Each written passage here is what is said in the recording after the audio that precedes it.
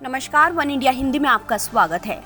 तृणमूल कांग्रेस के राज्यसभा सांसद Derek O'Brien ने बंगाल के हुगली में प्रधानमंत्री नरेंद्र मोदी के भाषण में आए तथ्यों की जांच की। पीएम मोदी ने मुख्यमंत्री ममता बनर्जी और उनकी सरकार पर भ्रष्टाचार के आरोप लगाए। उन्होंने ममता सरकार पर विकास रोकने, केंद्र की कल्याणकारी योजनाओं को रोकने और लोगों को दुर्गा पूजा की इजाजत नहीं देने के आरोप लगाए।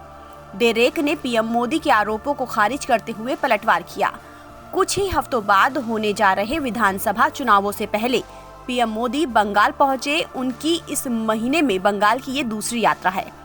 उन्होंने बंगाल में कई रेलवे परियोजनाओं का उद्घाटन किया, जिसमें कोलकाता मेट्रो की नॉर्थ साउथ लाइन का विस्तार भी शामिल है।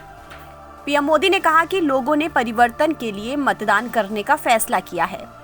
पीएम मोदी का दावा है कि बंगाल को विकसित नहीं होने दिया गया, पर ओब्रायन ने कहा कि प्रति व्यक्ति औसत आय दोगुनी से ज्यादा हो गई। साल 2010 में 51,543 से बढ़कर 2019 में 1,09,000 हो गई।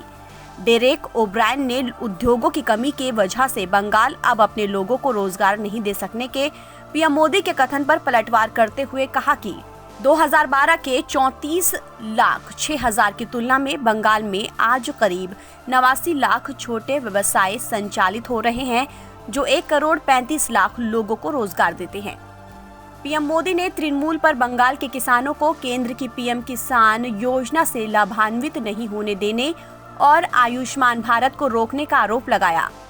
डेरेक ओब्रायन ने इन दोनों बिंदुओं पर कहा कि राज्य ने पहले ही किसानों के लिए योजनाएं बना रखी है, जिससे 10 साल में आय में 3 गुना बढ़ोतरी देखी गई है और चिकित्सा बीमा भी है।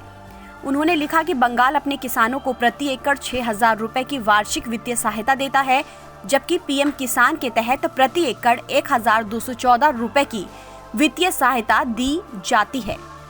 उन्होंने ये भी बताया कि ममता बनर्जी ने पिछले हफ्ते राज्य के 2,05,000 किसानों को केंद्र की योजनाओं में शामिल करने के लिए एक सूची भेजी थी, लेकिन अब तक कोई राशि वितरित नहीं की गई है।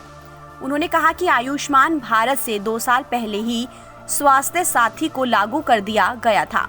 इसमें बंगाल की 100% आबादी को कवर किया गया और लागत पूरी तरह से राज्य सरकार के जरिए वहन की गई। प्रधानमंत्री ने यह भी कहा कि तृणमूल बंगाल के लोगों को पीने का पानी मुहैया कराने में विफल रही है। उन्होंने कहा कि केंद्र ने 1,700 रुपए करोड़ मंजूर किए थे, लेकिन केवल 609 करोड़ खर्च किए गए। इस पर डेरेक ओब्रायन ने कहा कि ममता बनर्जी के जरिए शुरू की गई एक योजना में 58,000 करोड़ रुपए की लागत से 2 करोड़ परिवारों को नल का पानी मुहैया कराया जाएगा, जो पूरी तरह से राज्य के जरिए उठाया जा रहा है। फिलहाल इस खबर में इतना ही। देश और दुनिया की तमाम खबरों के लिए आप बने रहिए वन इंडिया हिंदी के साथ।